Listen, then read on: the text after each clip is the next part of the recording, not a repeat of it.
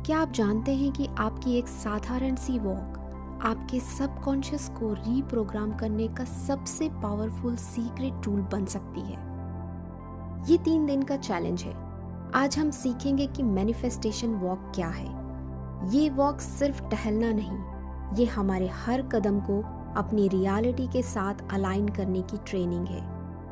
अगर आप अपनी लाइफ के लिए वाकई सीरियस हैं तो अगले 3 दिन इस चैलेंज को करके देखिए और आप खुद फील करेंगे कि आपकी एनर्जी और फोकस किस लेवल पर पहुंच जाते हैं। लेकिन ये तभी होगा जब आप अपने पुराने तरीकों को चेंज करेंगे जिसे आप सालों से फॉलो कर रहे हैं। क्योंकि सच तो यह है कि आपकी वॉक अक्सर वॉक नहीं होती है, वो एक मेंटल ट्रैप होती है।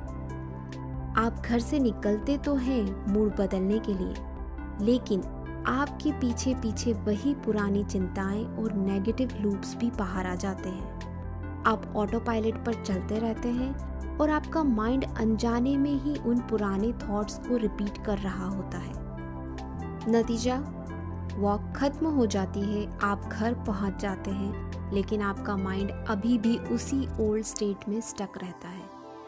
अगर आप बिना अवेयरनेस के चल रहे हैं तो आप अपनी रियलिटी बदल नहीं रहे, बल्कि अपनी पुरानी लाइफ को ही रिपीट कर रहे हैं। और यही रीज़न है कि हमारे सपने, हमारी डिज़ायर्स अक्सर सिर्फ सोच में रह जाते हैं, क्योंकि हमारा सबकॉन्शियस माइंड पुराने लूप्स में स्टक रहता है और हम उसे कॉन्शियसली गाइड नहीं करते। तो सल्यूशन क्या है? प्रॉब्लम को रोकने का एंटीडोट है अवेयरनेस। अवेयरनेस वो शक्ति है जो आपको नेगेटिव लूप से बाहर निकालती है और आपको आपका कंट्रोल वापस देती है। लेकिन सिर्फ अवेयरनेस ही काफ़ी नहीं है, एनवायरनमेंट भी उतना ही बड़ा फैक्टर है। एनवायरनमेंट मतलब आपके आसपास की फिजिकल और इमोशनल स्पेस। इसमें शामिल है आपका डेली रूटीन, एनर्जी और वह चीज़ें जिनसे आप रोज़ इंटरेक्ट करते हैं। क्यों ये इतना इम्पॉर्टेंट है? क्योंकि हमारा माइंड अपने आसपास के माहौल को ग्रहण करता है और उसी के अनुसार रिएक्ट करता है। अगर आप हर रोज़ अपने घर के उसी पुराने माहौल और उन्हीं चीज़ों के बीच रहते हैं तो आपका माइंड भी ऑटोमेटिकली वही पुराने इमोशनल पैटर्न्स दोहराता रहेगा। और यही रीज़न है कि मैनिफेस्टेशन तब तक नहीं होता है जब तक आप अपने एनवायरनमेंट और अपने माइंड दोनों को कॉन्शियसली गाइड नहीं करते हैं। साइंस भी यही कहता है। हमारा ब्रेन सराउंडिंग से सिग्नल लेता है। वही रूम, वही ऑब्जेक्ट्स पुराने इमोशनल पैटर्न को ट्रिगर करते हैं। लेकिन जब आप ओपन स्पेस में निकलते हैं, ब्रेन को नए सेंसरी सिग्नल्स मिलते हैं। कॉर्टिसोल कम होता है, नर्वस सिस्टम रिलैक्स होता है और माइंड नए पॉजिटिव पैटर्न्स अडॉप्ट करने के लिए रेडी हो जाता है। यानी जब आप सही एनवायरनमेंट में अवेयरनेस के साथ चलते हैं तो आपका सबकॉन्शियस आपके सपनों और डिज़ायर्स की तरफ गाइड करना शुरू कर देता है। लेकिन यह बदलाव अपने आप नहीं होगा। इसके लिए आपको अपनी एनर्जी को एक लेज़र फोकस देना होगा। तो चलिए अब सीधे आते हैं उस मेथड पर जो आपके न्यू सेल्फ को पावर देगा। और अगर हम अपना न्यू सेल्फ बनना चाहते हैं तो एनर्जी बदलना बहुत ज़रूरी है। यह तभी संभव है जब हम अपने न्यू सेल्फ की प्रैक्टिस बाहर ओपन स्पेस में कॉन्शियसली करें। और सबसे महत्वपूर्ण बात, खुद को रोज़ याद दिलाना है कि आप अपनी लाइफ के बॉस हैं, रोज के रैंडम थॉट्स नहीं। सबसे पहले यह तय करें कि आपको अपनी लाइफ में क्या चाहिए। हेल्थ, फाइनेंशियल सक्सेस, रिलेशनशिप या लाइफस्टाइल एंड फ्रीडम। लेकिन ध्यान रखें, आप सिर्फ एक ही सिंगल थॉट पर फोकस कर सकते हैं। अक्सर जब हम कुछ बड़ा मैनिफेस्ट करने का सोचते हैं तो हमारा लॉजिक हमें ब्लॉक करता है।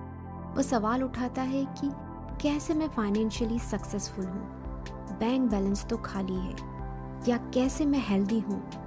यह आवाज़ आपके इनर क्रिटिक की है। अगर आपका मन कहे कि यह सच नहीं है तो उसे फोर्स मत कीजिए, वरना रेजिस्टेंस और ज़्यादा बढ़ जाता है। बस इस पावरफुल सेंटेंस का इस्तेमाल करें, I am in the process of, यानी मैं इस बदलाव के प्रोसेस में हूँ। यह आपके लॉजिक माइंड को शांत रखता है और सबकॉन्शियस के डोर्स को ओपन कर देता है। अब अपनी वॉक शुरू करते ही 2 से 3 मिनट खुद को रिलैक्स करें। डीप ब्रेथ लें, माइंड को फोर्स ना करें, उसे फ्लो स्टेट में धीरे धीरे आने दें। एक और बात का खास ख्याल रखें, लोगों से आई कांटेक्ट नहीं करना है।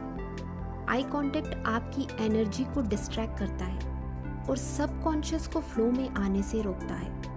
अपने आसपास की हर चीज को इग्नोर करें, हल्की तेज रफ्तार से चलें, आपकी नॉर्मल स्पीड से थोड़ा सा ज्यादा, ताकि माइंड इंगेज रहे। जब आप अपनी नॉर्मल स्पीड से थोड़ा तेज चलते हैं तो आपका ब्रेन सर्वाइवल मोड से हटकर एग्जीक्यूशन मोड में आ जाता है। इस लय में आपका इनर क्रिटिक शांत हो जाता है, जिससे आपका विचार सीधे आपके सबकॉन्शियस में एक सीड की तरह प्लांट हो जाता है।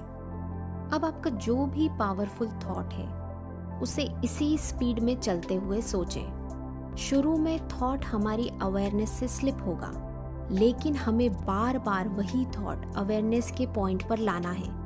अगर बीच में कोई दूसरा थॉट आ भी जाए तो फिर से अपने आइडियल थॉट पर वापस जाएं। विल पावर और फोकस का यूज करके इसे लगातार करना है। जब लगे कि आप अपने थॉट से फुल्ली कनेक्टेड हैं, तो ऐसी फीलिंग से कनेक्ट करें जो कंफर्म करे कि आपका थॉट सच हो चुका है।